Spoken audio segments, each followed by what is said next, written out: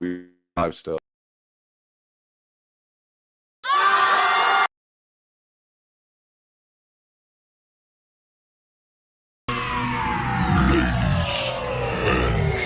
Gentlemen, may I have your attention, please?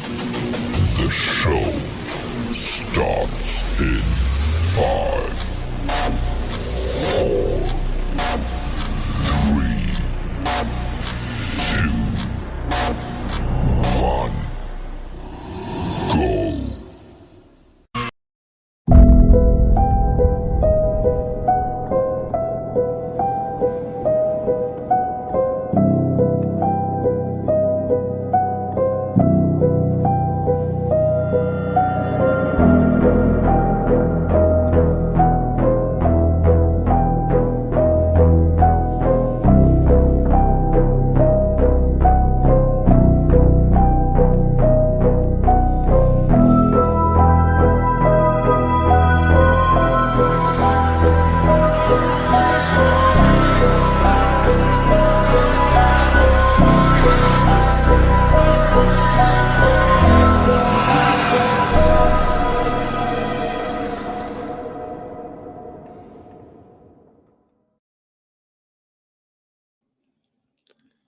All right, and we are live once again. DK and the Bees Horror Buzz with my wonderful, amazing co-host Amanda Krueger herself, Beatrice Boepple. Here she is, fresh off a rock in some events. Oh, Welcome, love that Beatrice. crowd. Hi, John. Good to see everybody. Yeah, awesome to see everybody. Yeah. I love all the things in your background, all the yeah, I couldn't stand Michael looking at a Tooth. wall, and I couldn't do the digital background, so I brought some stuff over to hang out and take away from the eyesore of a bed behind me. A lot of them are glow in the dark, right? Or Yes, quite a few of them. I got more. Quite a few of them are black light, and Cool. some are just stock colors. But we started moving into the black light after we started originally doing the cutouts, which started with my mom's Goblin.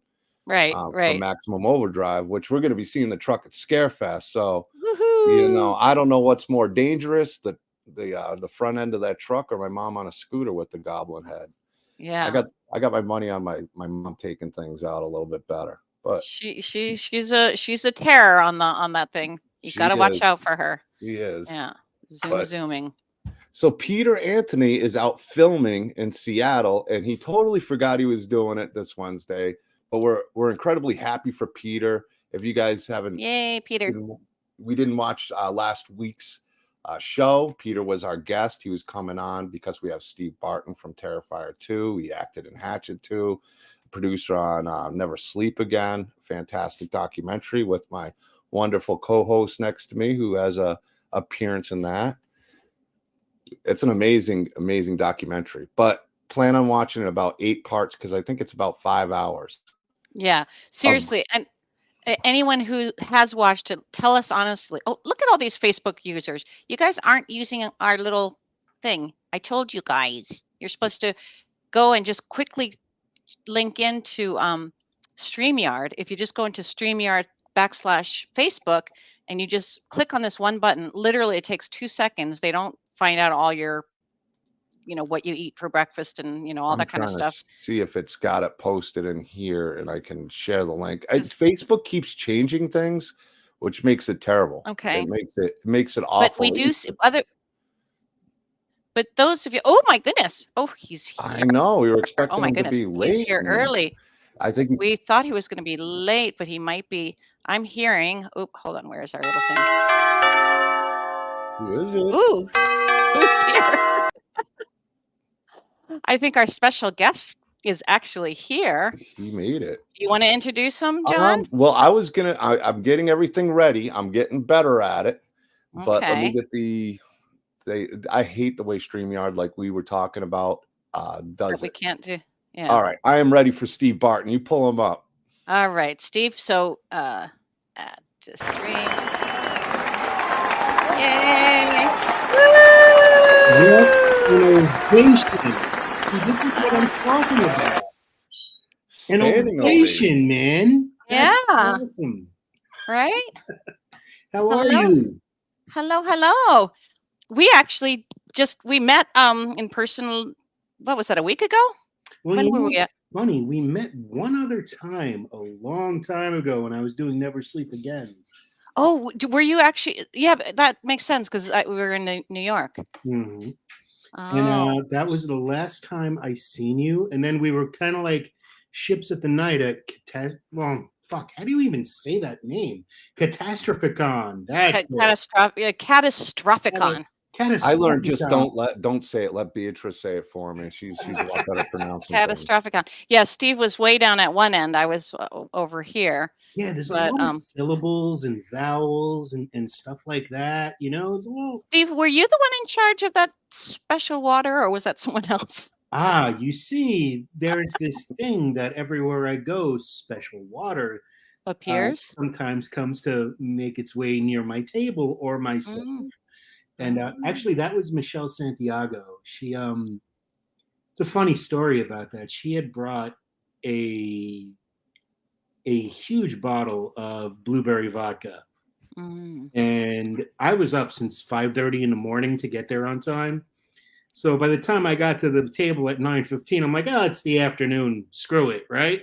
It's 5 o'clock somewhere. Totally. So I took my water bottle that I had finished. I'm like, I'll just pour it in here. And then I took another water bottle and I put it on the table right next to it. And then somebody came over to have me sign something, and I reached for it and I drank it like it was the water bottle. Water, right. You know, and I'm sitting there with this stuff in my mouth. I'm like, oh man, now I have to commit. There's nothing I can do. Oh man. So that was outrageous, but it was a fun show. It was tasty. I will say that special water was rather tasty. I need to get a whole bottle of that. I truly, it was memorable. Well, I wonder. So I made. So we have this peach tree in my backyard. And this year, every year, right before the peaches are ready, when they're just ready to be picked, some group of squirrels come and raid the thing and take all the peaches off, and they never leave me one, which is really rude. Then even ruder is that they eat them and just leave the pits everywhere. They're so not even nice and clean. Anyway, so this year I picked them early, which meant that they were still a little hard. I let them soften in the kitchen, and then I'm making a vodka out of them. That's an admirable idea. Yeah, so they're in these big jars filled with vodka, Grey Goose, and some sugar and a cinnamon stick, and we'll see how that tastes by wintertime. I fully support this idea, and I hope that I see you before winter. Yeah, well, you might get a little special water from me. I'll take it. You know, as long as you don't serve it in the whole fucking vodka, man. Every time I see that, dude, I have this thing. I have 3 irrational fears, and one of them is nuns. Okay. Oh dear. Sorry. They float. They just float. Floating nuns? They float, dude. Nuns do not see that right there. One of my good friends is Bonnie Aarons, and I'm like, I saw the nun, and I'm like, I hate you. I truly hate you, Bonnie. Well, she brought the fear into that role. I mean, she's a Stop it. Stop it. Put it out. Sorry. Okay, I won't be mean. I do have I know what phobias are like. I don't know. Is it a real phobia or just a? The man who deals with Art the Clown is scared of a nun. I don't. We all have nuns, our man. It has nothing, you know. It has nothing to do with Catholicism or anything. They just freak me out, man. I don't know what it's about. It's nuns, bugs, and heights. Okay. I hate them. So if I'm on a plane and a nun sits next to me with a jar full of fireflies, I'm dead. You're dead. You're dead. That's over. But now we know. Now we know his total Achilles heel. Well, mine was snakes, and literally it took me 60 years. I mean, until last year to get over my phobia. I worked really, really hard at it because phobias are different than regular fears. They're nonsensical. They have nothing to do with logic. I mean, I can know that it's a harmless snake. It's a little snake. Blah blah blah. It has nothing to do with that. I would freak out if I saw a picture book with it. It just creeps me out. The weirdest phobia I knew was a boyfriend of mine, unfortunately, he's passed away, but his mom had a phobia of rubber bands. Like, seriously. I remember it when the first time I met her, I brought a bouquet of flowers, and I go to hand them to her, and she's like, she takes the flowers, like, I hand it to her, and instead of, taking them like this, she's like, "Oh, thank you." And then she takes the, thing and puts it in the sink. It's And I so said to my weird. boyfriend, "Is she allergic to them?" And he goes, "No, it's because they got a rubber band on it." So I had to snip the rubber band off. And once I got rid of the rubber band, she was fine. So I who knows? come from a long line of strange phobias. My grandmother was afraid of pregnant women. Oh dear. And Yeah. how did she get to be she was scared of herself when she was pregnant? I don't know that far back, but when my mom started, I'm the youngest of 4 children, and when my mom was getting pregnant, she would, like, make her life like the livingest hell you can imagine, and at least that's what I was told. Then again, my grandmother was pure evil, so it doesn't matter. "Hey, Joe." She wasn't a nun, was she? No, I've never had a bad interaction with a nun. Just There's this just weird. something about them that just freak me out, man. So, I'm actually reading right now a book. Well, I won't get into the whole long, convoluted story of how I'm reading this book, but it's kind of interesting. But anyway, and it's about reincarnation. This person who lost their memory and now they're going through past life regression and all their reincarnated lives. And it's surmised in this book, and I've always believed too that that's where a lot of our phobias come from, is past life Mhm. stuff, because we have it from when we're born many times. It has nothing to do with, it's not like, oh, you're scared of snakes because you got bit, or you're scared of nuns because she slapped you. No, it's like this weird thing. And some people have, in the same way that we're just drawn to a particular country or culture even though we've never been. I Do you have any recurring dreams about snakes? I actually only recently, now that I've gotten over my fear of them, but it was in my, I think it was like, it's they stand for spiritual power. There, it's not just a phallus symbol, as some people, Freudians would say, but no, it's like really claiming that this certain power, I think, within, that took a long time for me to be able to do.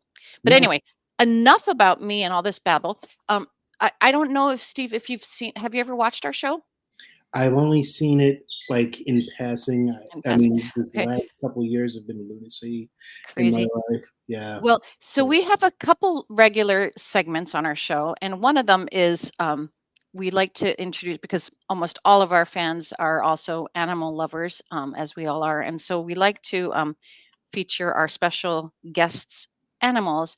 And I was wondering if you could tell us about oh, your little pup here. that's my girl. What's funny? I lived in California for 20 years, and I only had cats. Okay. And I moved back to the East Coast, and I moved in with a lovely woman named Danielle, and she has a menagerie of sorts. So that is Fiona, and she has 2 functions. She loves and she makes fur. That's all Okay. she does. Yeah.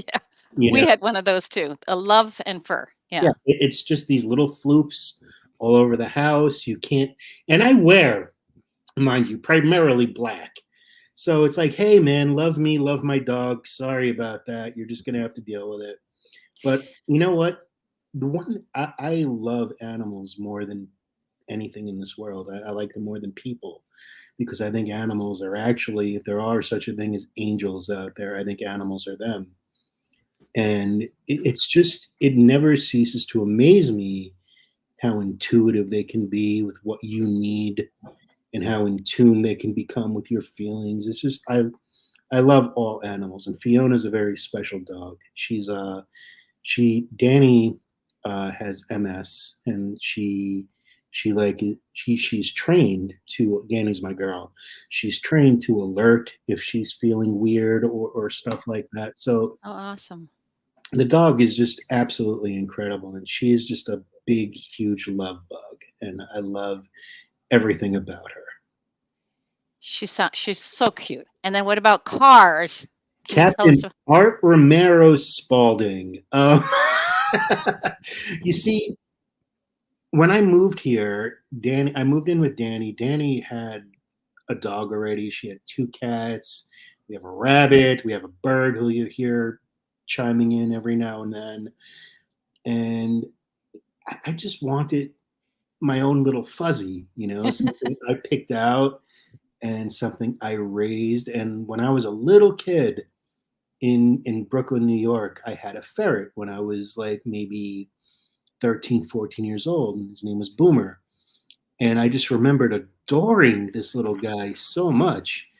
And, it was almost a year ago. And July is like a notoriously bad month for me. I'm in a bad mood pretty much all of July. And hey, look, she's making an appearance. Oh, look at that. Hello. Appearance. Hello, And Cars. My, what long nails you have. She does, but they're they're not like sharp or anything. She's just, she's my little stinky minky. Look how cute. Hang on, I just went into a screensaver for some reason. But I wanted my own pet, but I didn't really know what I wanted to get. And there was a pet store by us that had ferrets. And I just fell in love. And I brought her home, and she's been with me for over a year now. And I don't know if you've ever had a ferret, but it's very much like living with a Looney Tune. Oh, yeah? Out of their mind 24 hours a day. Really?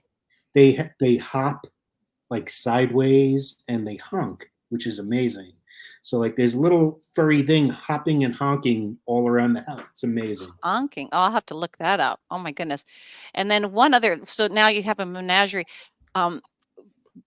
John's family, that a lot of our viewers know, had this beautiful cat, Romeo, who just passed away.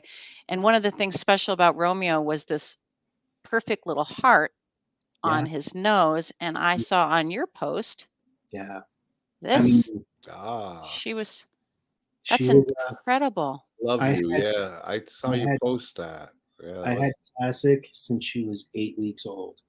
My goodness. And I mean, literally, she was like the equivalent of a living hot water bottle. She would just let you do whatever. It was the quintessential non-cat. She had like every loving, lapping. She just adored you. And one day I was sitting there, and I was walking by, and I looked at her on my bed, and I'm like, "Is that a friggin' heart?" Right? And I was like, "That's just so amazing." And yeah, she was a very special kitty. And that it's got to be a heart thing.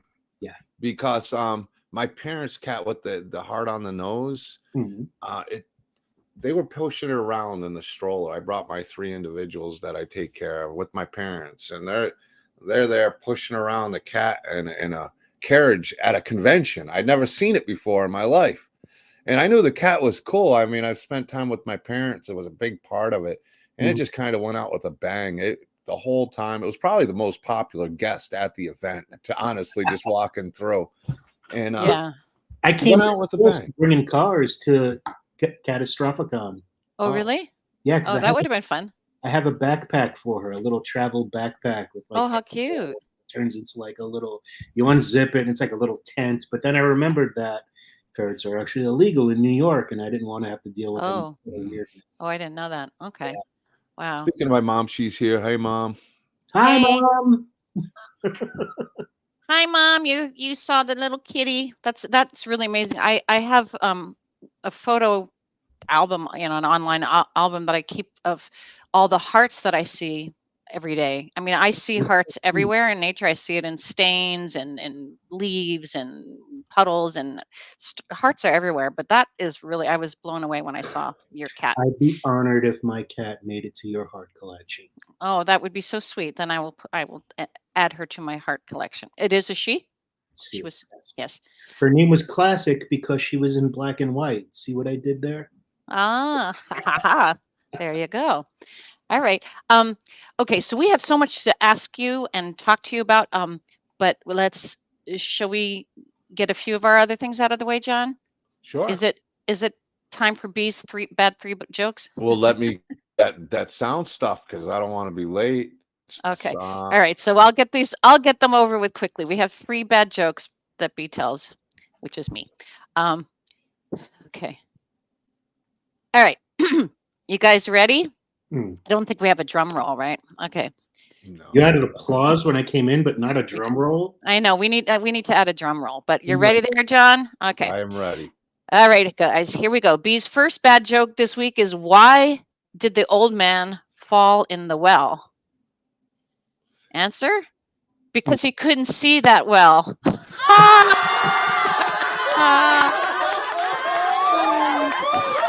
That's a great joke. Thank you. Okay. All right. Next one is, my friend asked me to help him round up his 37 sheep. I said 40. Come on, John. Oh, that's all. Thank you. 37. Okay. Crowd's going wild. All right. And then the last one, so what if I don't know what Armageddon means? I mean, it's not the end of the world. Come on. Okay, there we go. See, this is why we need an engineer. What are you saying? What are you saying? I suck at my job here? Well, you're a little couple seconds short. That's all. Just because my jokes are so bad, we got to quickly I'm a hit it little with slow in the head. So I am saying that you do need a drum roll, though. Just Yes, we do. out there. I agree. Got a doorbell. We got the doorbell. There you go. So, Steve Barton. So, where do we even begin? So, you've produced so many films. You've executive produced. You've acted in so many films. I think everyone for sure knows all about. Oop, why is that not showing? Terrifier 2. Terrifier 2. Yeah. So, but that is not your only thing you've produced. Yeah, Never Sleep Again. Great documentary. So were you in that little apartment or wherever it was in New York City? Is that where we were in some sort of? Yes, it was. God, honey, it was so. It seems like it was like a million years. It was a million years ago. But we had that little green screen and the lighting was not. It's so funny because everyone on the West Coast looks so much better lit. Because that's where. The very talented Andrew Cash and Dan Farrens and Buzz Wallach, they're just we want to talk about such a dream team. Like, it's funny, Never Sleep Again was one of those projects that everything just fell into place with. I have this thing where I end up being involved in really long movies somehow. I don't know what that's about, but that was actually the first thing I had ever worked on as a producer. Okay. And you want to talk about trial by fire, 4.5 hours long or 4 hours, whatever the runtime ended up being. It was just such a Herculean task. And the title ended up being like the mantra behind the scenes. Like, because that's it. You're never going to sleep ever again. Andrew Cash, the co-director, he actually ended up in the hospital from exhaustion. Oh, man. It was a labor of love, but I think the conceit, and I think we accomplished this, the conceit behind Never Sleep Again was to give fans access to these movies like they never had before, answer every one of their questions, leave no stone unturned, and basically make it so that you don't need another Nightmare on Elm Street documentary ever again. No. And thankfully, because of Never Sleep Again, we have things like Mark Patton's documentary, Scream Queen. Right. Mark Patton was very interesting. He had no idea anyone was looking for him. Right. And he was so touched, and he's such a nice man. And just, there were so many incredible moments captured in Never Sleep Again. And then, you have this project that's filmed over several countries, over several states. And you have hundreds and hundreds and hundreds of hours of footage. And Tommy Hudson, when you have a project that big, you need an editor who can find the narrative. Right. And Tommy really honed in on it. We had no idea when initially doing this project. Number one, Dan Farrens is one of the most talented filmmakers out there. And he doesn't get anywhere near the respect that he deserves. But when we were doing this, it never occurred to anyone that Yes, Mr. Patton is a wonderful man. It never occurred to any of us that Never Sleep Again would not only be about Nightmare on Elm Street, but it would also be very much about the rise and fall of New Line Cinema under Freddie, and Right. everything that Freddie did. So at that time, I was full swing at Dread Central, which I created in thank you, which I created in 2006 after working at this other company. And Dread Central was interesting because it was another trial by fire. I mean, we never had a parent company. We never had anyone paying us. I worked for several years for absolutely free just to be able to do it. And, at times, nobody was taking a salary, but we were paying our writers. And that was very important to us, that the writers who were working on the site, they needed to be the ones getting paid first before any of us behind the scenes would take any money.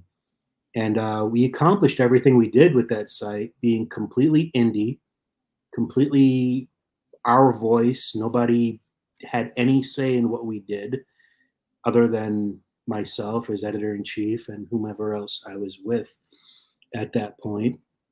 But during that time, I met two of the most special people in the world to me, George Romero and Sid Haig, and they became my mentors. And when I made the jump from journalism into actually getting my feet in the doors of like production and stuff like that, it was their guidance that helped me along and taught me everything I needed to learn about the art of filmmaking, especially on a social level. They taught me how to treat people and how to expect to be treated yourself and to not let anyone walk all over you. I mean, everything I've done in my life, I'm very proud of because I've done it without any compromise. Wow. What amazing mentors to have. I mean, holy smokes. I mean, thusly the Romero on your cat's name, right? Yeah, exactly. What is it? Mr. Romero Spalding? Captain Art Romero Spalding. So it was, I mean, how fucking lucky am I when Sid Haig and George Romero become your friends? That's like these were two cats that didn't even realize the legends that they were. They never considered themselves that. And it was a beautiful thing to behold. And I learned so much. They taught me when to shut the fuck up. They taught me when to talk. They taught me when to listen. And I mean, for those legends to befriend me, I mean, in a lot of, it still blows my mind, but in a lot of ways, that's like Bigfoot deeming you cool enough to know he exists, right? So yeah. There's not a day that goes by I'm not thankful for both of them. I bought them movie tickets every time for Terrifier and Terrifier 2. I gave them 2 front row seats just in case they could somehow get down here and check it out for themselves. Everything I've done in my career, I owe to them because they taught me my most valuable lessons. And it was kind of apropos because I come from dysfunctional family circus, I learned my sense of values from watching George Romero's movies, I mean, my dad was a raging alcoholic, used to kick my ass. My mom was working all the time. So I grew up in front of the TV. My story's not unique. So many people have done that. But watching George's movies enabled me to kind of zone in on my moral compass, and because he wrote such complex, real characters. And I mean, it's the craziest thing that they could contribute so much to my upbringing when my own father did. And so one of the first things I told George when I met him was like, you raised me and you didn't even know it. And he said, I'm sorry, man. Yeah. That's awesome. But yeah, it's been I get a little teary when I think of them because they're literally like my favorite people.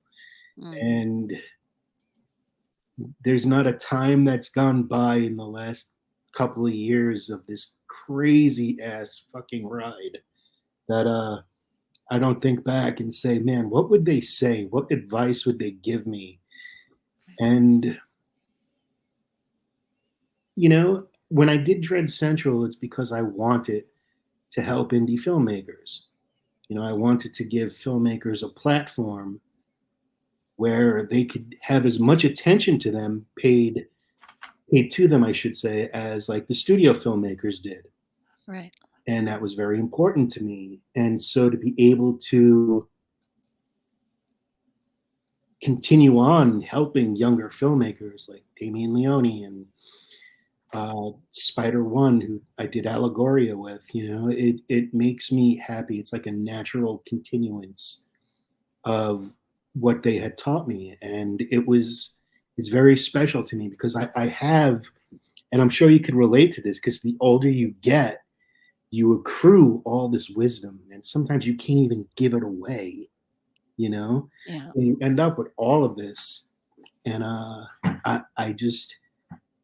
I give it, I impart it, you know, it's something that was given to me that I consider to be an incredible gift.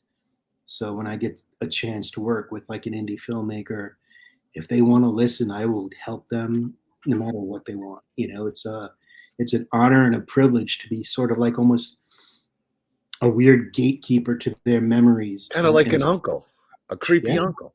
A creepy uncle. Had I have known the complications that name would come with 30 years ago when I took it as a pen name, I probably would have been a little more selective, you know? But yeah, it's been a ride, man. Yeah, where did that creepy Uncle Creepy come from?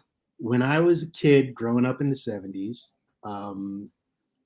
there was this magazine called Creepy Magazine, and it was very much my favorite comic during my formative years. And Uncle Creepy was like their crypt keeper of sorts. So when in the infancy of the internet, because I'm older than dirt. Oh, well, then that makes me. What am I? If you're older than dirt, and I'm you're whatever. Seasoned and timeless. Seasoned and timeless, my dear. There we go. Seasoned and timeless. Yeah, okay. So it was very. It was just like I just said, "Hey, Uncle Creepy, that's a cool name." And back then, it didn't have any of the weirdo kind of connotations at all. It was just you know, this cool character, and it stuck with me. And I've had it for 30 years, and even though it still, you know, raises an eyebrow here and there, it's been very good to me. And Uncle Creepy is Shay, huh? Yeah. Yeah, I'm gonna see if somebody can watch the kids, and then you can come on over. Yeah, exactly. Oh, don't be creepy. Where are you, John? Here, I'm gonna try to get you in there. Oh, I'm over here. Well, I'm not worried about me. Here, let's put the star on there so we can see him. No. Oh, how did you do that? Guy next to him. There you go. I know that guy over there. Yeah, you know that guy. All you need is the wanted sign up there with Uncle Creepy. Oh boy! But I think it's a great name. I think it fits you. You know, it fits. Like you said, 30 years. I mean, you always see Uncle Creepy, and even with Peter, he's like, "There's nobody who kisses my head," but Steve Barton gets a pass. He's allowed to. It's just you have a great connection with so many people. Everybody who I've talked to that knows you in person, and I had you on my show at Live in the Crypt, and we had a great time. I'm like, man, this guy, what a great story. Peter was one guy I wanted her to meet at Catastrophicon, or however you say it. Catastrophicon. Catastrophicon. But you were the other one I wanted Beatrice to meet, because I always thought you were such a great guy and such a great guest. And your journey, like somebody already said, your story is great.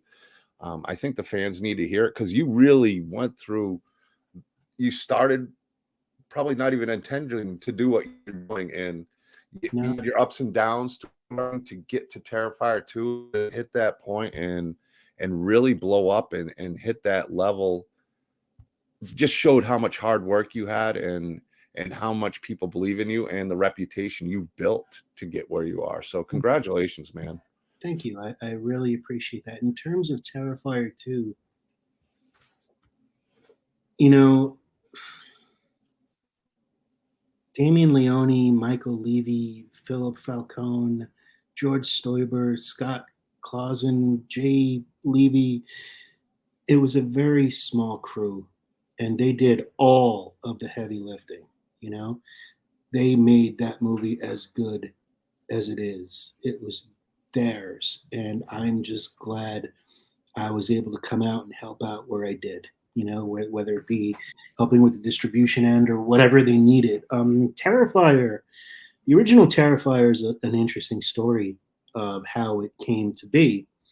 Um, you know, when I was doing Dread Central, the way we would make money is, you know, a movie company, let's say Warner Brothers, had I Am Legend, and they wanted to do advertising. So they'd advertise with the genre sites, and whoever, you know, if they made money, they would go back to those sites and keep advertising. And then what happened was, as social media gained traction, um, they stopped coming to us. And instead, they would open up Instagram pages and this and that. And literally, the bottom dropped out of our company in months. We went from making pretty decent money to sometimes making like $300 a month. Oh. And that was really rough. And it was bad. And so we were faced with a decision. It was either pack up our stuff and go home and close up shop, or finally get a parent company. And at that time, Epic Pictures Group came in, and they were like, hey, you know, we like what you do. We don't want to change your voice. What we'd like to do is we want to, you know, brand our horror movies with a viable brand. So that's where Dread Central Presents came from. And, you know, I was taxed with watching a lot of movies. And unfortunately, a lot of them were terrible, you know? And just because, it's like I always say, just because you can give somebody sauce, cheese, and dough doesn't mean they can make you a pizza, you know? So I'm watching all these movies and they're all terrible. And if my company, Dread Central, is going to debut with something, I want it to be something strong. So, you know, out of nowhere one day, Damien Leone writes me, and he was like, just looking for a quote for his movie, Terrifier, because he was having a lot of issues with getting it distributed. You know, there was a lot of things about that movie, and there's still a lot of things about that movie that are polarizing to a lot of people. So I watched the movie just with the intention of just giving him a quote, and it ended. And then I watched it again, and then I watched it again, and I called Damien. I went, "What are you doing with this?" You know, and he told me that, you know, they were, for all intents and purposes, struggling finding a distributor, or at least a distributor that wasn't going to screw them.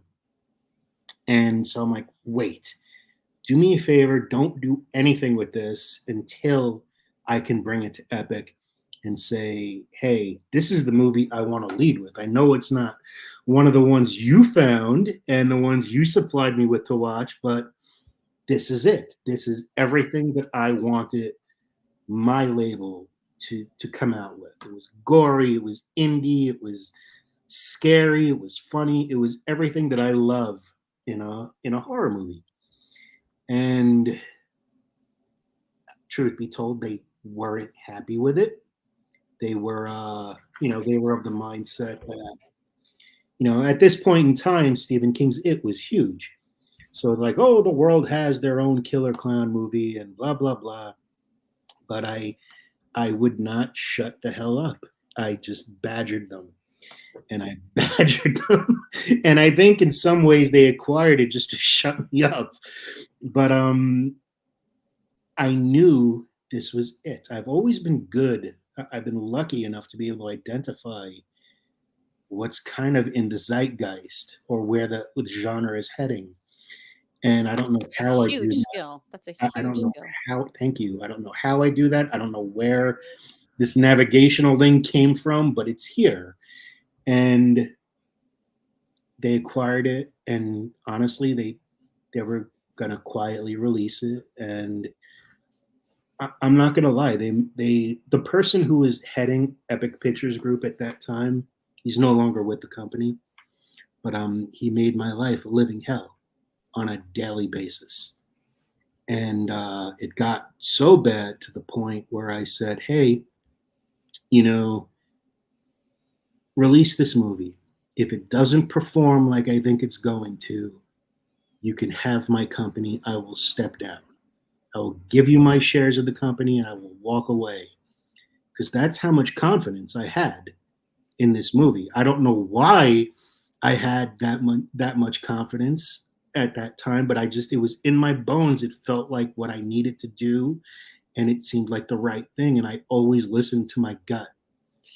And my gut was telling me, Steve, this is it. If you don't do this, if you don't get this out there, what have you done? And I fought for it, and I pleaded for it, and I begged for it. And I put everything I had at that point. It was 18 years I had invested in Dread Central, and I was ready to walk away on the strength of my belief in this little movie. And they released it, and it exploded. It still blows me away. A $250,000 budget. And the fact that you were able to get it in the theaters. And not only did you get it in the theaters on a limited run, you grew that limited run and knocked it out of the park. And now you guys I know you weren't a producer on the first one, but the producer, the first one in the theaters. Distributor of the first one. You were? Okay. Yeah, everything I'm talking about right now, I'm talking about the original. Okay, I wasn't sure. I thought you'd said before that you weren't the producer on the first one, but I was the distributor on the first distributor. One. So it's great in the theater. Loved the first one. I knew it was going to knock stuff off. And well, it was interesting because that was, again, all credit goes to the 9 people who were there every day on set busting their ass. I was in California, so this movie was filmed here, and plus the pandemic and everything, so it was a really messed up set of circumstances, but I helped out where I could, whether it be advice or ultimately helping to secure the distribution.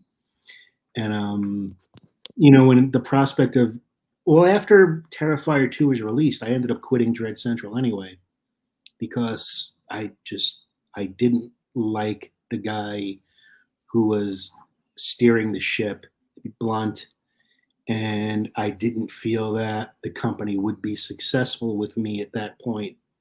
So I thought that the best thing for me to do for the company which I created was walk away from it so it could continue to surge, And it didn't. It's still around. I have no idea what they're doing now, but it's still cooking. And I think that's great. And they just put the original film back into theaters, as it should have been in the first place, if you ask me.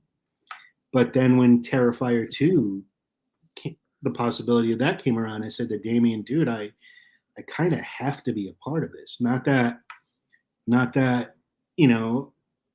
it's ingrained in me at this point, it was part of who I am. It became part of my story. And so I needed to do something with the sequel. I needed to continue to stay on that train. And I knew there was a good film being made. I had no idea that it would turn into what it turned into. None of us did. It's one of those lightning in a bottle moments that I don't know will ever be captured again. We were just as much in the dark about everything that was going on as the fans were. We didn't find out, the movie's getting held over until every Monday. So it was just, when we came out that first weekend, broke $1 million, I was crying, I was so happy because to me, just speaking solely for myself with everything I went through with the original film in terms of what it took to get it out there, it was very much vindication. It was proof positive that I made the right call. So even though Terrifier, the original Terrifier, is very much my swan song from Dread Central, it was the only way for me to go out. And I'm so happy I went out that way on my terms. I think it's Yeah. just amazing the whole road you've had. I mean, it's just a fascinating story. Someday you're just gonna have to write a book about it. I I'm think. 3/4 of the way done. Yeah, There you go. there you Yeah. go. Perfect, man. I mean, People totally want to hear. Oh, go ahead, John. oh, I was just gonna say it really is an incredible journey, and what you guys did with Terrifier 2, getting it in the theater. And I know you're reserved. I guarantee Damon Leone and Mike Levy and David Howard Thornton know, and everybody knows what you did to make this happen on your part. You obviously have a skill set, and the fact that as a team, you guys were able to not only just get it in the theater, but blow the doors down, like you said, with $1 million. But you guys crushed the $1 million. Well, I mean, that's one of the things I'm most proud of, and I think everybody on the team is most proud of regarding Terrifier, because it changed all of the rules, at least for now anyway. Who knows if things will revert back to the way it used to be. I hope it doesn't. But here you had this movie. It was a 2.5-hour long slasher movie. It broke every conceivable rule there was to break in terms of what was acceptable in cinema. And it just kept defying odds. Every time that there was another rule that came up in front of us, Damien Leone was like, rule broken, and it was great. He is so talented. And both him and Phil and David, God, I can't imagine. I mean, yes, another actor played Art the Clown in All Hallows Eve, but I can't ever see anyone but David in that role ever again. The biggest compliment I've been seeing lately is people are really comparing him to characters like Freddy Krueger. And I think that's really cool for a lot of reasons. I think we're a lot of filmmakers, and having seen a lot of filmmakers and worked with just about everyone you could think. I've worked with everyone from Scott Derrickson to Rob Zombie to George Romero. So I've run that gamut. And I think where a lot of filmmakers go wrong is there's nothing wrong with bravado. Everybody's going to say, I have the next horror icon, or I have the next midnight movie. And that's awesome. But that's not up to you. Yeah. It's the fans who decide that. 100%. Yeah. It's the fans that put that kind of credibility onto what you work on. You can't predict it. You can't create it. The only thing your job is as a filmmaker is to make the best movie you possibly can and let it find its audience. And thankfully, I think Terrifier 2 especially found its audience. And I think a lot of its success was also given the fact that, let's face it, the last several years have sucked. They've been really hard on everyone. There's so much life lost, and just everybody was just with the pandemic, and we were all just fit to be tied. And, in movies right now, at least over the last couple of years or so, they've become, even superhero movies, it's like they've become so preachy. It's like everybody's hammering you over the head with a message. And Terrifier 2 came along, and its message was take the ride. So it allowed everyone. The movie came out, the lights went off, and it was like when the lights came down, it was like the roll bar coming down on a roller coaster. Yeah, for sure, yeah. Practical effects. I mean, there's everything I love about Terrifier and Terrifier 2. Mm-hmm. I was a big fan of Terrifier, and that was what, a $30,000 budget for the first one, something like that. It wasn't a lot, and I thought, it captured a lot of people then. I mean, it definitely piqued people's interest about Art the Clown. He was, I knew Terrifier 2 was going to be a hit because I talked to so many people. Everybody loved Art the Clown, the first one. The kills were just off the wall, but awesome with the practical effects. And then Terrifier 2, you guys just upped the game. A lot of people were concerned of, like you said, that long movie thing. But I'll tell you, for 2 hours and 45 minutes or so, it was a fun ride the whole time. I was never bored. 220. Make it 4 hours next time. No, next one, Terrifier 3 is going to be 6 minutes long, and we're going to do it in Farsi. There you go. That's what we're gonna do for the third one. Oh, I want to give a shout out to my buddy. We got some great people in the chat, but my other co-host, he's a huge fan of you guys too. Brett Wagner, the Lost Leatherface, in the chat, saying hi to you guys, and I've talked to him a lot about you, and I know he's a big fan of what you guys have done, and also he's a big fan of the Terrifier movies. So listen, you know that the one thing I can honestly say about all of us who are involved with Terrifier is, number one, you watch those movies, you could see that fans of the genre made those movies. Oh. There's no question. Yeah. And it's not lost on us that we don't exist without the fans. We don't exist without the people who go to these movies and who get the tattoos and who buy the merch. You guys have given all of us a better life, and we owe it to you to just deliver good movies. And that's what I want to do for the rest of my life, whether it be Terrifier 3 or however many get made, or other projects that I'm also invested in right now. It's been it's been crazy.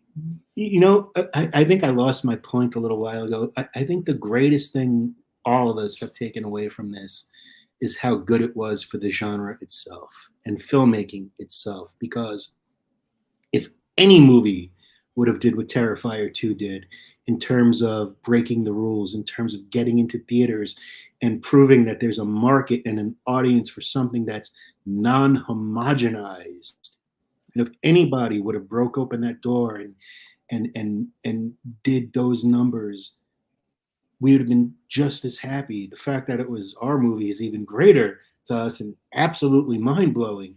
But now I think that the studios, and especially the theaters, are a lot more open to these smaller films, to these non-tentpole films that'll get people to their theaters. You know, I mean, things like Skinamarink and Winnie the Pooh, Blood and Honey, I don't think those would have gotten a theatrical release if not for Terrifier 2, you know? And I think that because that door is open, and however long it stays I open, think you guys knocked that door off. I don't think it's open anymore. It's off the hinges. You guys killed it. you guys did that, not us. We again, it's the fans, man. The fans made all of this possible. The fans showed up. The fans just. I think the fans were looking for a horror icon. You know, Jason kind of being gone for certain reasons, and the other films. It's just, you know, people were ready for an icon, and Art the Clown, he came around, and the first one got people really, really interested, and then the second one really like blew off the door. And you say, well, he is an icon right now. He's something that isn't going to go away. He's going to outlive all of us. He's there. I mean, you guys are a part of something that nobody can take it away, no matter what. It's there. It's, you know, it's a lot of people's favorite horror icon right now. If I could describe this whole ride in one word, it would be humbling. It was a very humbling experience. And someone's asking if there's more than after 10. Yeah, I think we're ready to hear there's going to be a 10 more parts. Well, first we have to send them to Hawaii, then we have to send them into outer space. Space. It goes to Hawaii. Yep. And then we can explore his relationship with his mom. You know, right? It's funny. One of the things, I'll tell you a quick George Romero story. George, there was just nobody like George. He was the greatest guy.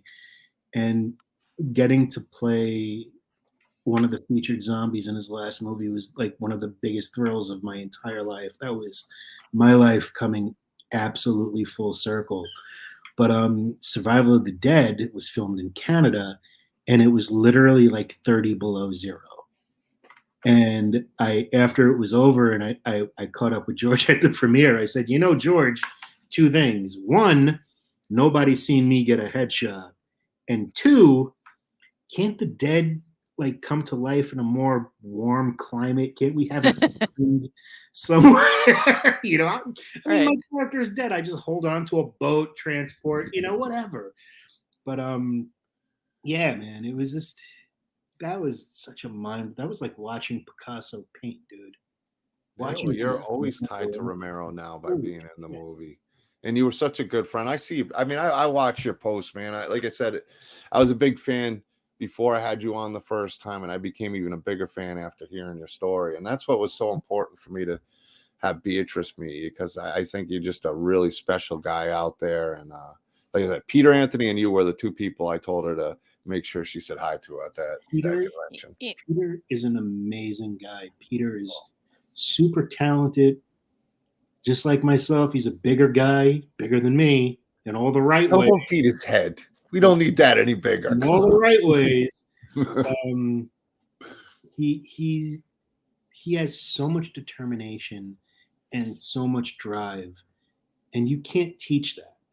That's something that has to come from within you. So I know Peter Anthony is going to be successful in whatever he does.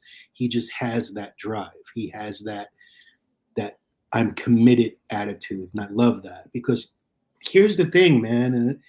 And Beatrice, I know you could relate to this as an actor.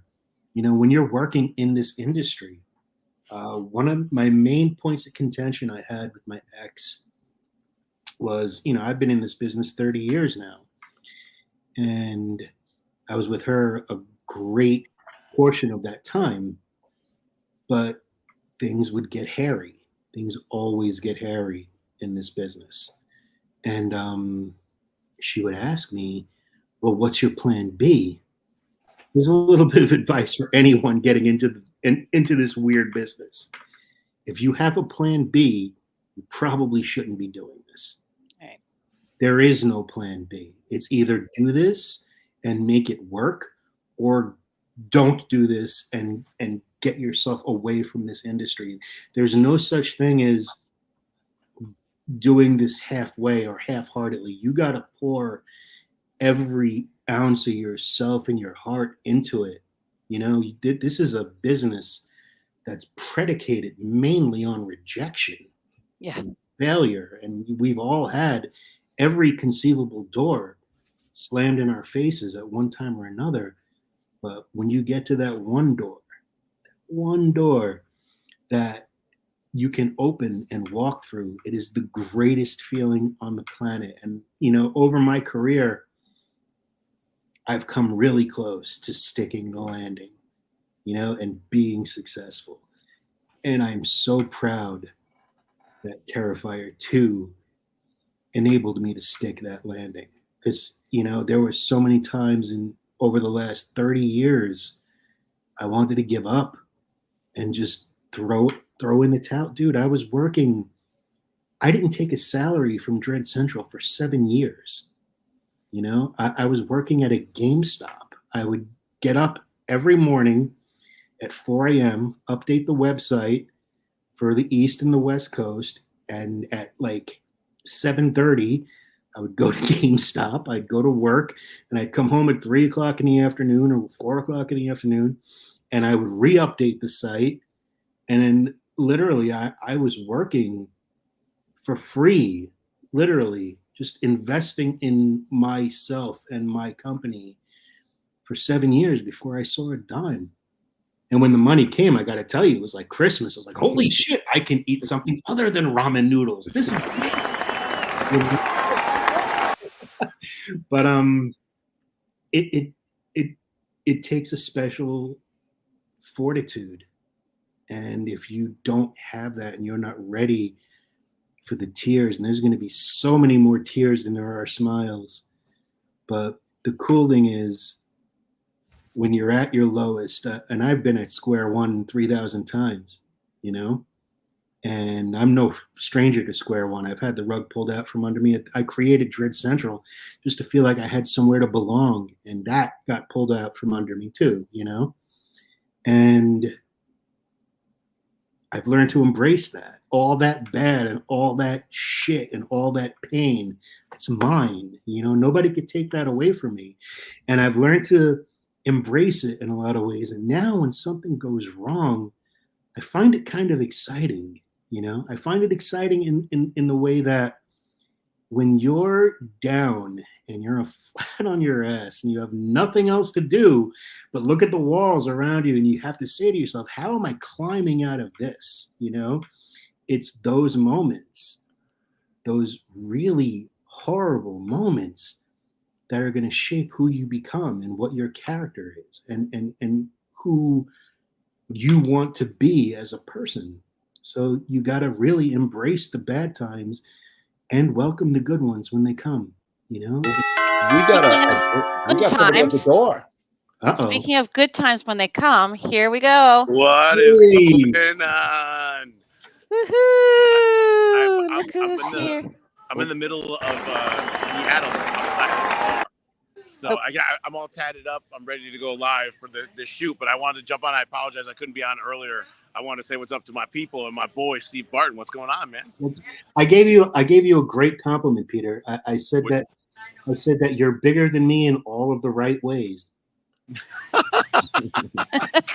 That could be true, I guess, in certain spots. You're both kind of intimidating people, stature-wise. Yeah. But I ain't fucking with you. And he went into good detail about in which ways, and I'm just teasing. Well, I have you both here, I want to say something. So John had really wanted me to meet the two of you, and I think, as most actors are, I just go with my gut feeling. And the thing that I have learned from speaking to both of you, Peter last week and this week, is that you both, in addition to that stick-to-itiveness, and just being able to ride through the bad times, and all of that, all those really important qualities, you both have heart. I can just feel it. You both have heart, and it's not everyone has that. It's I mean, of course we all have a heart, but there's just something very special about the both of you. It comes through in your eyes, it comes through in your voice, and it comes through that, therefore, in your work, and that's something super special. And I also, something that I noticed with the two of you, that's something that's very important to me, and again, not everyone has, is this true sense of gratitude. You both really live through gratitude.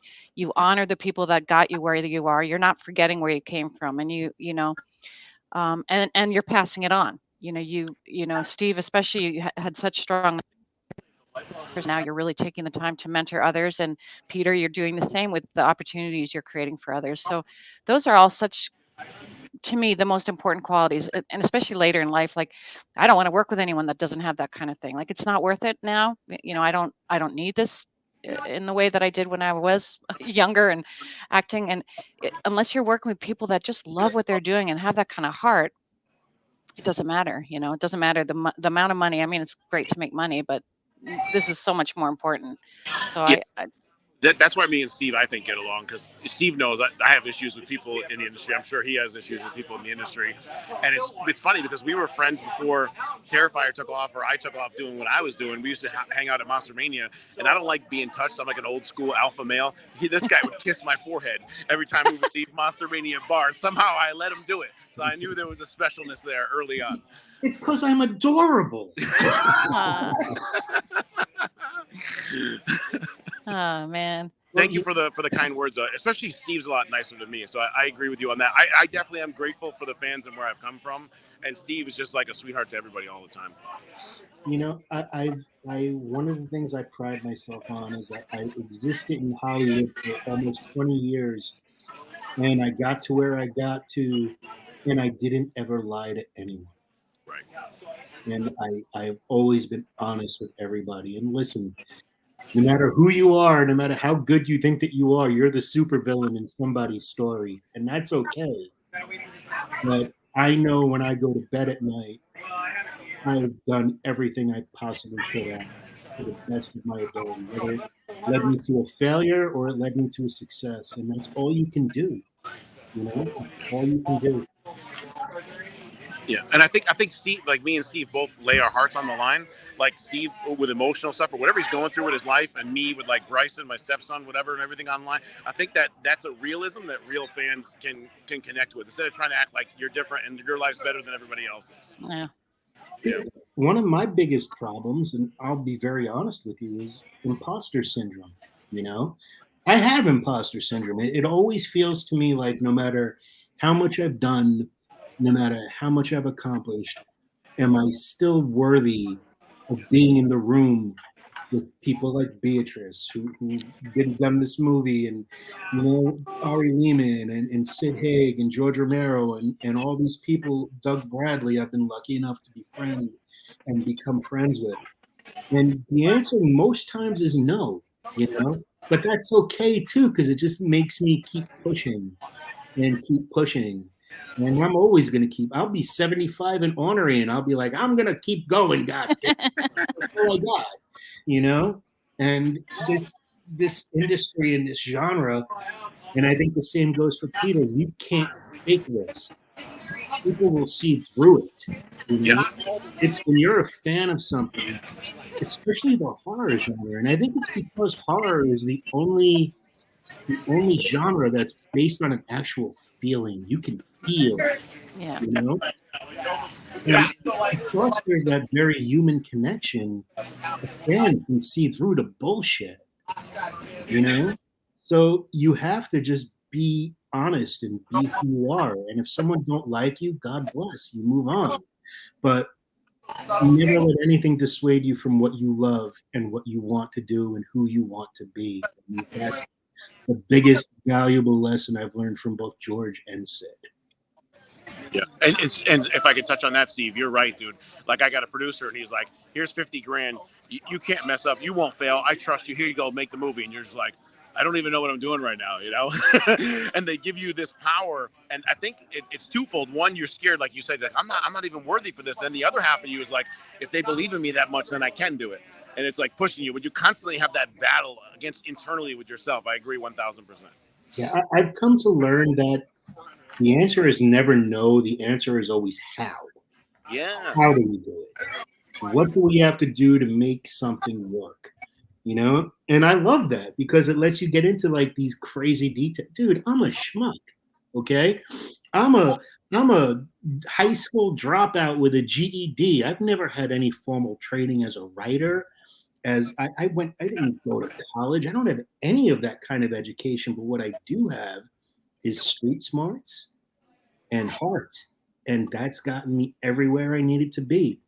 And, again, when you're in this business, it is very much a business of rejection. You just got to keep facing those slamming doors with balls of steel, and nerve and want and hustle and hunger. And as long as you do that, and most of all, positivity, you can't there's a million reasons why somebody would pass on working with you. Yep. It's never anything personal. It's always business. And you can't internalize that shit. You got to just keep moving and say, okay, well, this didn't work, on to the next thing. And just keep that air of positivity about you, because negativity will kill you if you let it. It'll waste your time, too. It'll waste your time. Yeah. Battling with people and stuff like that, 100%. Mm-hmm. But I hate to be rude, but they're waiting for me. I got to go get in makeup and change and be my tattooed badass self here. Look at that. Ooh, okay. Kick ass in Seattle. So much. I'm sort of mad at Peter for rocking my look like from 20 years ago. Stole it. Whatever. I'll see you guys again. Thanks so much for having me, Steve. I love you. Thanks so much for coming on. It was great to see you. You too. Bye-bye. All right, happy filming. Yeah. Oh, such a great guy. Love Steve. He is. Or Peter. It's the head. It's the head. But Peter's such a great guy. If I would have known he was going to be on, I would have went and used my Just for Men just to darken in my beard a little bit. And you would have come. There you go. The head a little bit, right? Yeah. Mine's going to be shinier, Peter. Oh wait. That reminds me. No, I won't do a bald joke. Peter's okay, never mind. Guy. It's been great getting to know him, and such a supporter of all the indie people out there. I mean, as are you, John. What's that? As are you. Oh well, 100% on a different level. Peter, he's a ton of respect for that man and what he's doing with Roseblood, and now with Laugh coming out that he's working on. I don't know how much I can mention about 2 things he's announced that Laugh's coming out, and I'm excited for that. An original script from him, the breakdown, the outline that he's kind of let everybody know sounds really interesting. I really love the psychological idea of somebody just falling into madness. That goes again to what I said about the horror genre. I mean, you feel horror, you know, it's an emotion, and we can be horrified. And if we're lucky, people will horrify us in the best ways possible. That's what I'm setting out to do, you know. Maybe that is true. Maybe that is why the horror fans are like truly the most loyal, the most devoted, just and amazing the fans. most Because maligned.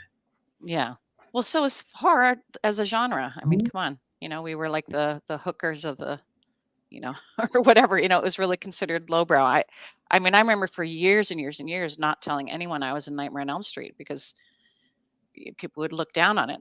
I mean, they would. It was crazy, but one of the things I wanted to say, not to get all spiritual or be a floating nun. Ooh, no, but Damn it, Beatrice. okay, sorry. Nightmare. That's not horror in the best way. No. Anyway, Mm. but was, you know, one of the things that I found too, and I'm wondering if you have the same thing, that came to me later, is when you are being thrown at these tasks that seem insurmountable, and you know, and it's like, and kind of to do with that imposter syndrome, like, how could I possibly do it? How could I possibly do it?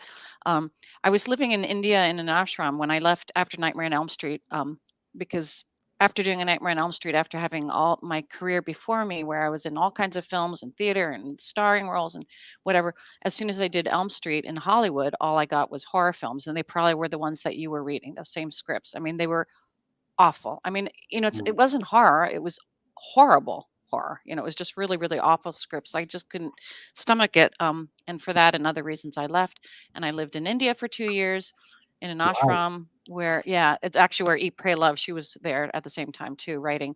But while I was in India, I really learned, one of the things that happened was my spiritual teacher, my guru, would throw me into some situation that I felt was impossible. There was no way I could do it. It would be like, you know, I had to put together a yatra in India where I didn't speak Marathi.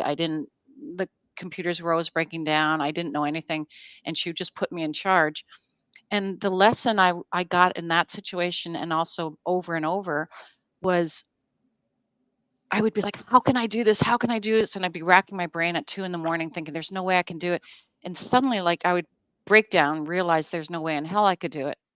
And then something would come through, and it was, you know, again, not trying to get too woo woo, but surrendering and letting go to a higher power, and like, okay, well, I am meant to be here. Like, this is my task and it will happen. But taking onus, but also stepping aside, if that makes sense. So it wasn't necessarily I'm doing this. It's that it was kind of surrendering that it will happen and I will do my part in making it happen. But it's kind of in a way putting ourselves so it's not I'm doing this. You know, I don't know if that makes sense.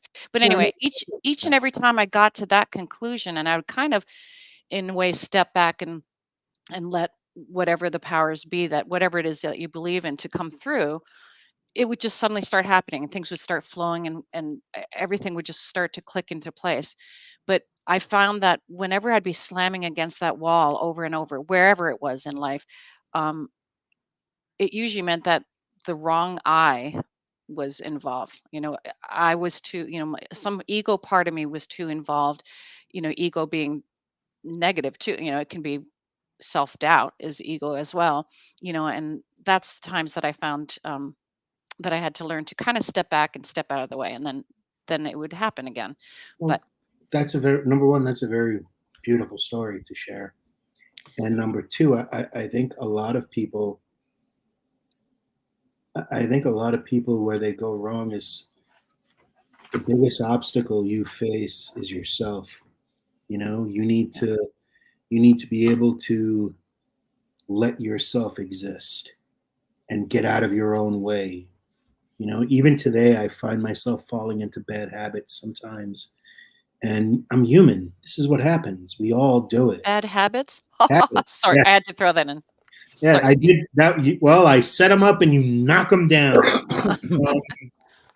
You know, we as people, as a culture, we need to get the hell out of everyone's way, you know, and stop worrying so much about everything that's going on and just exist, you know, and enjoy each other and enjoy our time here. I don't know what's waiting when we croak, you know, but I know right now I have absolute power over this second of my life, you know. Screw tomorrow. I ain't worried about yesterday anymore. It's right now. You know, the present is a gift. It's as goofy as that sounds, you know. No, that's from Master Oogway, and he was wonderful. Master Oogway in Kung Fu Panda. What is that? The whole thing. Yesterday is history. Tomorrow is a mystery, but today is a gift, and that's why we call it the present. I've never seen Kung Fu Panda. Oh, you haven't? Oh, it's one of the best, beautiful films.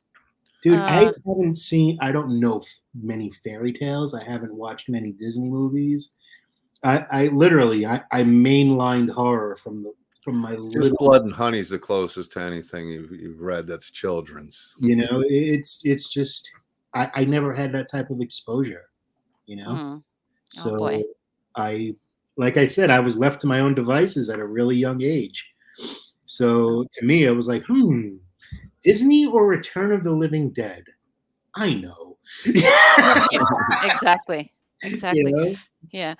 So Steve, I'm absolutely loving hearing your story, and it's so meaningful, and I hope, and I know that the fans that listening, the people listening, are getting a lot from this, because it's really a remarkable story, and hopefully gives everyone a lot of hope. You know. Yes, you see the cat behind me? Yeah, that's my Rolly. But we do have a gift giveaway that we have to do, or that we get to do. So let's see, we have 21 people entered. So wait, it would always be cool if we could pick a number, but then it would take way too long, right, John? That just doesn't work that way. So how about we just a number have to eliminate between 1 and 5? We'll keep it for that. Okay, so Steve, you choose a number between 1 and 5. Got it. Okay, well then you tell us though. You're not going to guess like Karnak? You're not going to hold an envelope to your head? Steve, did you say 3? Yes. Yes. You did? Woo! Okay. All right. Was it 3? Was it seriously? I swear to God, it was 3. Okay, that was a pretty good number. Okay, so what we're gonna do?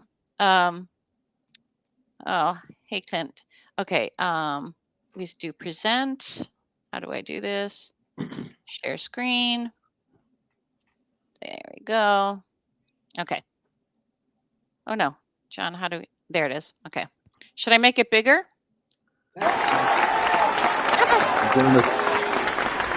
I got the crowd cheering out here. All right, John, should I make it bigger, or is that good enough? I don't think we're going to be able to see it either way. You can, if you want. We could do it this way. Well, I think the name will pop up. Okay. Now you can't see us. All right, so we're going to spin 3 times. So the first 2 spins are people getting eliminated. They will die. So Steve, this is how we do it. So Steve, after the name comes up, you have to come up with a way that they will die. Okay? It can be whatever way you want. All right, so we're ready for our first death elimination. Elimination by death. Oops, spin the wheel. Hopefully a lot of an Art the Clown death and a Victor Crowley death. Okay. All right, so Amy Levesque has been killed. How did she die, Steve? Wow. I could get into so much trouble with this answer. Bring on the trouble. We love it here. I don't know. Let me consult Sid. Oh, boy. I think that she's going to choke on an ice cream cone of Tutti Frutti. Oh, boy. That's how you die. We're sorry. You choked on a bar of Tutti Frutti. Okay. Fucking fruity. Oh, what kind? Tutti fucking Frutti. Oh, Tutti. I'm a nun. Okay. All right. And next, here we go. Our second death. Michael Toth. He says, I won.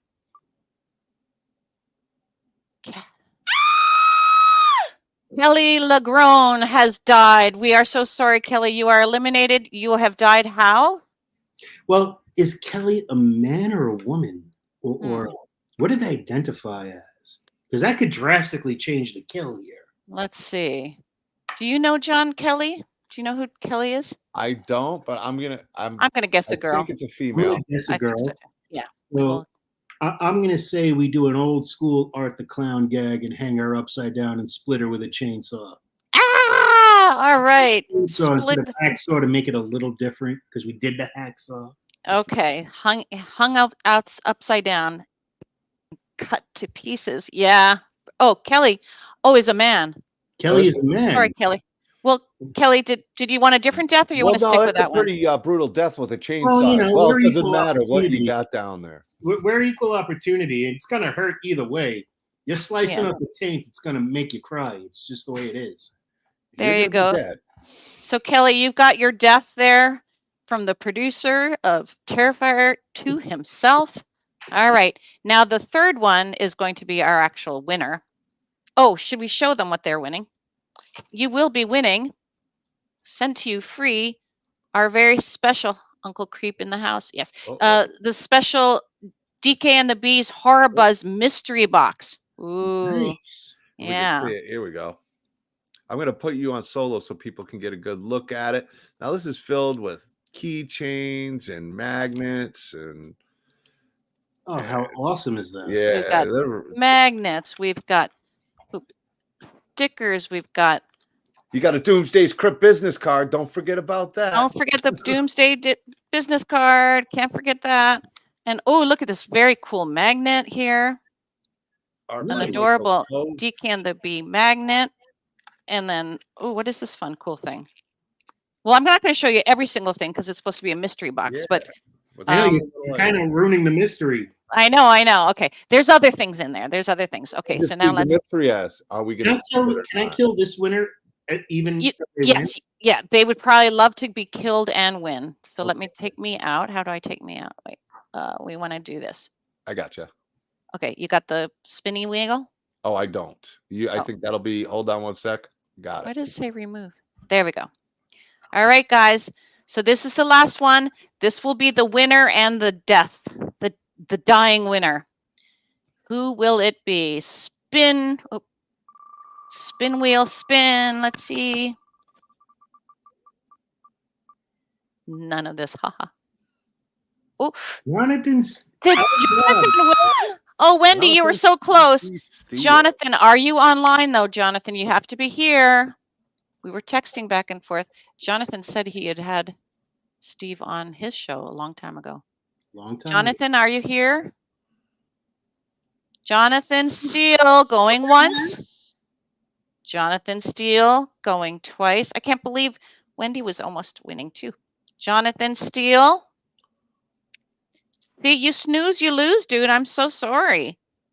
Okay, so Kelly Lagraine is saying that they want to be killed with more vigor. Yeah, give her the heat. So I'm thinking. Or him. I'm thinking the next winner you pick is the winner. Well, okay. Let's really give it to Kelly. Okay. Well, wait. Let's make Kelly the winner? No. Let me kill Kelly with more vigor. Okay, go ahead. How about Kelly gets fisted with a rolled up TV guide while reading selected Psalms from the Bible and whistling the theme from MASH? Oh my goodness. There you go. You can't get worse than that. Do we have a groan soundtrack? Oh, I don't know. We need some kind of good soundtrack for that. Yeah, you there you go. I know, Wendy, so close. All right, well, we have another chance though. All right, that you got that great death. You guys are so lucky to get these deaths. Just a winner. Okay, Facebook this now users texting with John Steele. He unfortunately needs to be here. He needs to be. Yeah, but he needs to have been here. So that's our rules, guys. Now. Yeah, right. D. Do you know me? Okay, D. Are you on though? D's usually here too. And it'll be the one time. D. D. There might be D right Facebook now. user. It says yay. Is that Facebook you, user, D? are you D? You have to say I am D. Or like, not that sounds like I am D. Facebook user. D, are you on? Yay! I am D.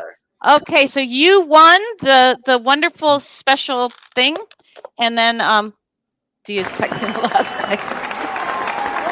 So congratulations, D. And for your special death. Oh, not me. I was putting you on so you could show her the what. Yeah, the thing. That D's going to be winning this. But how will D die for this gift? No, let D win. I mean, come on, poor Kelly's getting fisted with a rolled up TV guide. Let D just win. D, do you want to just win, or do you want a death too? Take off a leg. She can limp away with her prize, or he. I can't remember D's. I always get confused on whoever D. We appreciate you following, but you're walking away with a limp. Please kill me. So let's say that D is on a subway platform and a menacing person walks up to him, exposes himself, grabs a handful of pubic hair, blows it into D's face like ninja dust, blinding her, falling over into the subway tracks, and she gets railed with a train. Oh my gosh. Wow, who is on that train? Let's throw somebody creepy on the train too.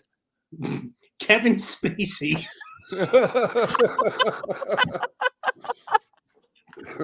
How about that? That is some death. Okay. Kevin Spacey's driving the train. The train. Oh my God. There you go, D. That is yes. That is so what you just said there.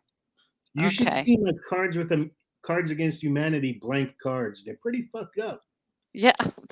Death by pubes. Death by pubes. Okay, so congratulations, D, and thank you everyone for playing. We've had such a good time talking with Steve that we're not going to go into details about what going forward, but we will explain and figure out some ways. We're thinking of, because we've been doing free giveaways since we started, and it's coming out of our pockets, just like Steve knows. You know, we don't make any money on this. We're just doing this because we love you guys, but we also have bills to pay. So what we're thinking is... My girlfriend just writes, "Yes, ladies and gentlemen, I'm marrying this man." There she goes. So see, that's loving from the heart. But so we want to do, we're going to figure out some kind of like subscription thing that you guys can, join. I don't know. We want to make it cheap. We want to give like $5 a month or $10 a month. We'll try to figure $5 probably a month or something like that. And then if you are a subscriber, then you automatically get your name on the wheel. You still have to be present to win, but you get your name on the wheel. And we'd have a few other fun special things, like maybe I think a couple we'll times do a year too for the VIPs, and anybody's a subscriber. That way they kept up to date about the wheels and the shows. So we'll make even a special group or page. Well, we already got the DK and the Bs, but we'll figure out something with that. Right. And then you guys know, like all my buddies, all my Nightmare on Elm Street buddies, Mark and Lisa and all those guys. We'll do, and it's not just Elm Street. We will do maybe a couple times a year a Q&A, a live Zoom Q&A that you could be part of, so you can actually interact with some of your faves, and we'll throw in some fun things for the fans for a VIP. How awesome membership. Yeah, I think it would be fun. Ooh, now we got like 354 people watching, and they just missed the winning. And they missed all these cool deaths. You guys who just are tuning in, thank you for tuning in. You just missed some amazing deaths. We when we were doing our spin wheel spin, the people that were eliminated, their deaths were created out of the wild mind of Steve Barton. Elaborate. They were very elaborate, crazy. But you'll be able to watch it again. You should probably when this is what do you call it? Just like posted. Streaming. Screen, you can post it. Yeah, you can go back and watch and listen to his death, the deaths he came up with. And again, those of you who came in late, I know a lot of you on the West Coast, it's probably early for you. It's 11 o'clock here, but there's been some really amazing stories that we've learned from Steve tonight. So it's definitely worth catching up and watching again from the beginning if you missed it. But yes, it is 11 o'clock. So at least by our time. Steve, it was funny because at one point you said filming here, and I was like, here, where's here? Because John's in Missouri. I'm in New York. Where are you? I'm in New Jersey. Oh, okay. So you're my next door neighbor. Yes. Hi. I can look down and see. It's not such a bad place. I lived in New Jersey. I'm actually very close to Haddonfield because of course I am. Oh, of course you Because are. you had to. Yeah. There's a Crystal Lake here. It's so bizarre. Well, actually, I mean, yeah, you know that Nobi Bosco, the actual original Crystal Lake. That's where my boys all went to Boy Scout camp. Oh, really? Yes. That's awesome. Yeah. So yeah. But all right. So anything final words you want to impart? Yeah. Well, first of all, I want to thank you both. You guys have made tonight very nice, and this was one of my favorite interviews, and I'm not just saying that. I had a really good time with both of you. John is a great dude. I love looking at all the stuff. I see the Art the Clown there. It makes me happy. And you with your fucking nuns, but no, but seriously, this has been a great time, and I'm always very humbled when anyone gives a shit what I have to say. And that'll never, ever be lost on me. And I just want to say thank you for allowing me to exist in the capacity that I did. And that goes to everyone watching and listening.